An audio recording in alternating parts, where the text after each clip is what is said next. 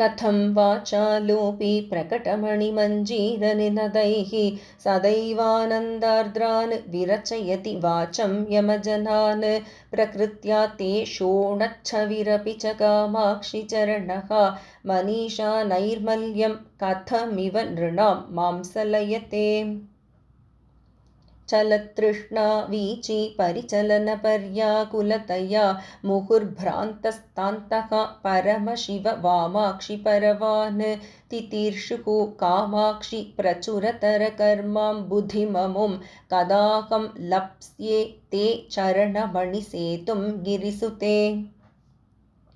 विशुष्यन्त्यां प्रज्ञा सरिति दुरितग्रीष्मसमयप्रभावेण क्षीणे सति मम मनः केकिनिषुचा।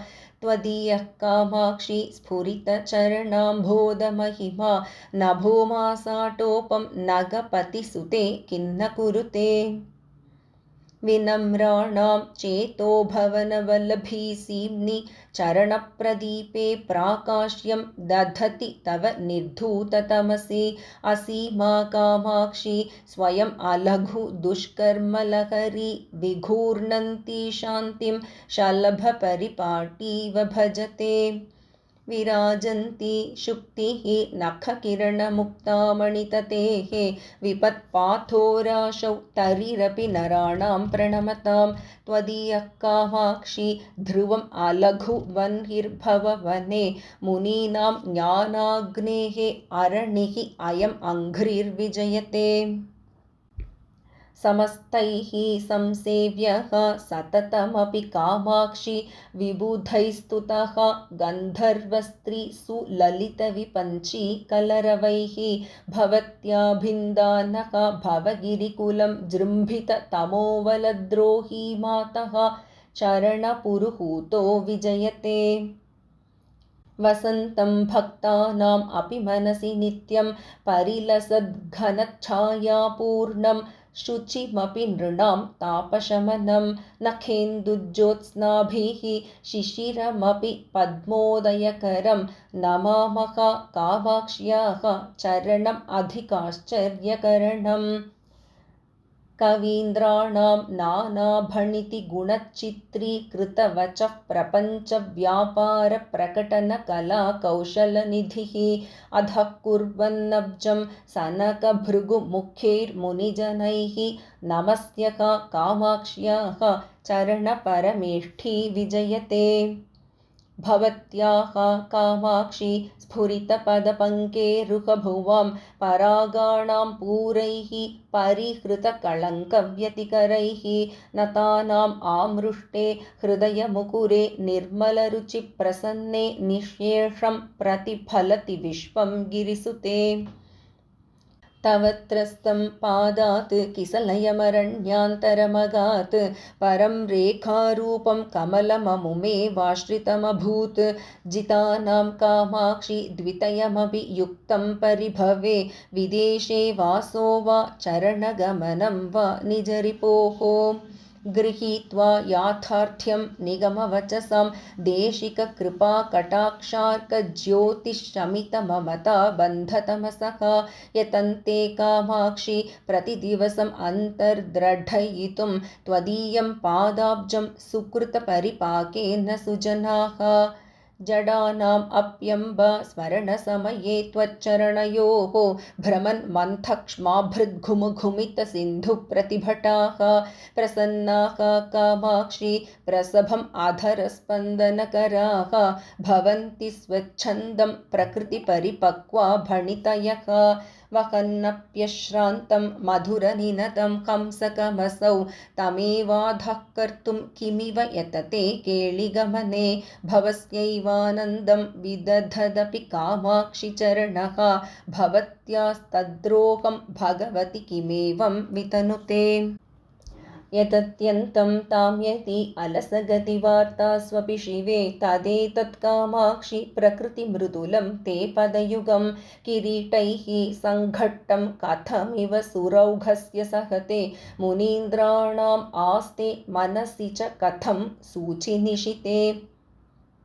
मनोरङ्गे मत्के विबुधजनसम्मोदजननी सरागव्यासङ्गं सरसमृदुसञ्चारसुभगा मनोज्ञा कामाक्षि प्रकटयतु लास्यप्रकरणं रणन्मञ्जीराते चरणयुगळी नर्तकवधूः परिष्कुर्वन् मातः पशुपतिकपर्दं चरणराट् पराचां हृत्पद्मं परमभणितीनां च मकुटं भवाख्ये पाथोधौ परिहरतु कामाक्षि ममतापराधीनत्वं मे परिमुषितपाथोजमहिमा प्रसूनैः सम्पर्कात् अमरतरुणी कुन्तलभवैः अभीष्टानां दानात् अनिशमपि कामाक्षि नमतां स्वसङ्गात् कङ्केळिप्रसवजनकत्वेन च शिवे त्रिधा धत्ते वार्तां सुरभिरिति पादो गिरिसुते महामोहस्तेन व्यतिकरभयात् पालयति यः विनिक्षिप्तं स्वस्मिन् निजजनमनोरत्नमनिशं स रागस्योद्रेकात् सततमपि कामाक्षि तरसा किमेवं पादोऽसौ किसलयरुचिं चोरयति ते सदा स्वादुङ्कारं विषयलहरीशालिकणिकां समास्वाद्य श्रान्तं हृदयशुकपोतं जननि मे कृपाजाले फाले क्षणमहिषि कामाक्षि रभसात् गृहीत्वा रुन्धीथाः तव पदयुगी पञ्जरपुटे धुनानं कामाक्षि स्मरणलवमात्रेण जडिमज्वरप्रौढिं गूढस्थितिनिगमनैकुञ्जकुहरे अलभ्यं सर्वेषां कतिचन लभन्ते सुकृतिनः चिरादन्विष्यन्तः तव चरणसिद्धौषधमिदम् रणन्मञ्जीराभ्यां ललितगमनाभ्यां सुकृतिनां मनोवास्तव्याभ्यां मथिततिमिराभ्यां नखरुचा निधेयाभ्यां पत्या निजशिरसि कामाक्षि सततं नमस्ते पादाभ्यां कामाक्षि सततं नमस्ते पादाभ्यां नളിनमृदुलाभ्यां गिरिसुते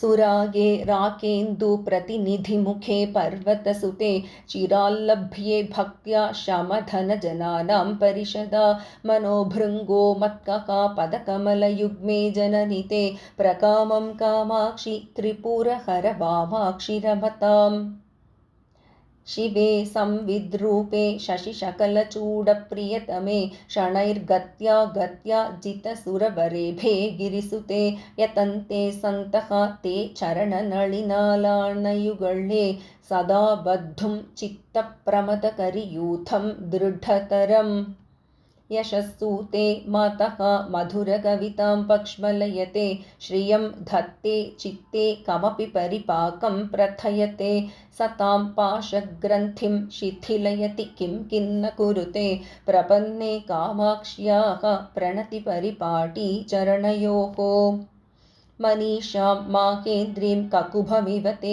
कामपि दशां प्रधत्ते कामाक्ष्याः चरणतरुणादित्यकिरणः यदि सम्पर्के धृतरसमरन्दा कवयतां परीपाकं धत्ते परिमळवती सूक्तिनळिनी पुरा मारारातिः पुरमजयदम्बास्तव शतैः प्रसन्नायां सत्यां त्वयि तुहिनशैलेन्द्रतनये अतस्ते कामाक्षि स्फुरतु तरसा कालसमये समायाते मातः मम मनसि पादाब्जयुगळम् पदद्वन्द्वं मन्दं गतिषु निवसन्तं हृदि सतां गिरामन्ते भ्रान्तं कृतकरहितानां परिवृढे जनानाम् आनन्दं जननि जनयन्तं प्रणमतां त्वदीयं कामाक्षि प्रतिदिनमहं नौमि विमलम् इदं यः कामाक्ष्याः